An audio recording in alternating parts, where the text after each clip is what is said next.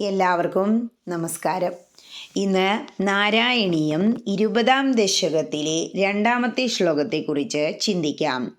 ഹരേ നാരായണ അഭിഷ്ടുതസ്തത്ര മുനീശ്വരൈസ്ത്വം രാജ്ഞ സുതുല്യം സുതമർത്ഥ്യമാന സ്വയം ജനിഷ്യേഹമിതി ഭ്രുവാണസ്ഥിരോദധാ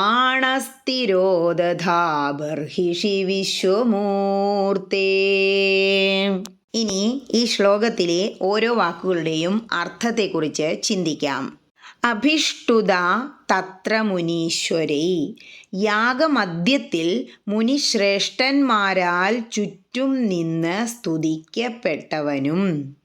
അതായത് ഈ യാഗത്തിൻ്റെ യജമാനനായ നാഭിയല്ല യഥാർത്ഥത്തിൽ യാഗത്തിൽ വന്നു ചേർന്ന ഋഷിമാരാണ് പ്രത്യക്ഷപ്പെട്ട ഭഗവാനോട് പ്രാർത്ഥിക്കുന്നത്. എന്താ പ്രാർത്ഥിക്കണേ? രാജ്ഞ, നാഭിരാജാവിന്, സ്വതുല്യം, അങ്ങേക്ക് തുല്യനായ, സുതം അർത്ഥ്യമാനാത്വം, പുത്രനെ പ്രാർത്ഥിക്കപ്പെട്ടവനും ആയ അവിടുന്ന്, സ്വയം ജനിഷ്യേ അഹം, ഞാൻ തന്നെ പുത്രനായി ജനിക്കാം, ഇതി ബ്രുവാണ, അങ്ങ് ഇങ്ങനെ പറഞ്ഞുകൊണ്ട്, തിരോദധ, തിരോധാനം ചെയ്തു. എങ്ങോട്ട്? ബർഹിഷി, അഗ്നിയിലേക്ക്. ഇനി ഈ അർത്ഥങ്ങളെല്ലാം മനസ്സിൽ വച്ചുകൊണ്ട് ആ ശ്ലോകം ഒന്നുകൂടി ചൊല്ലി നോക്കണം. എന്താ പറയണേ?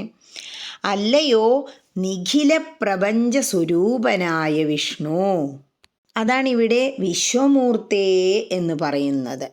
ആ യാഗം കഴിഞ്ഞപ്പോൾ മഹർഷിവര്യന്മാരാൽ വാഴ്ത്തപ്പെട്ടവനും അങ്ങയ്ക്ക് തുല്യനായ പുത്രനെ നാഭിരാജാവിനാൽ അർത്ഥിക്കപ്പെട്ടവനും ആയ അങ്ങ്, ഞാൻ സ്വയം പുത്രനായി ജനിക്കാം എന്നുര ചെയ്തുകൊണ്ട് അഗ്നിയിൽ തിരോധാനം ചെയ്തു.